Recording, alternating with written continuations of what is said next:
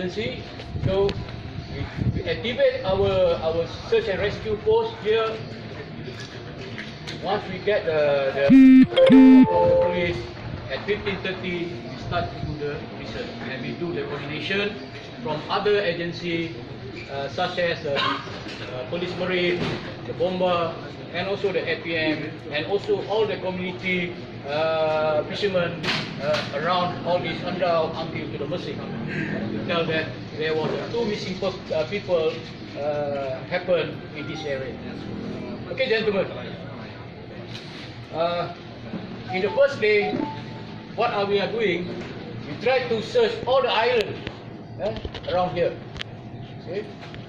Also, the second day, after we do rebuild again our operation, and we find out that there was a strong wind come from the south to the north.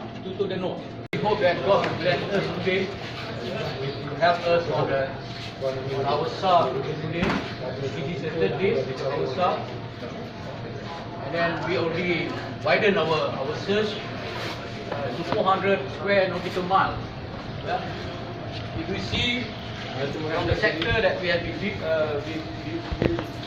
given, okay, this sector for our air asset, and this sector all from the boat asset. Okay.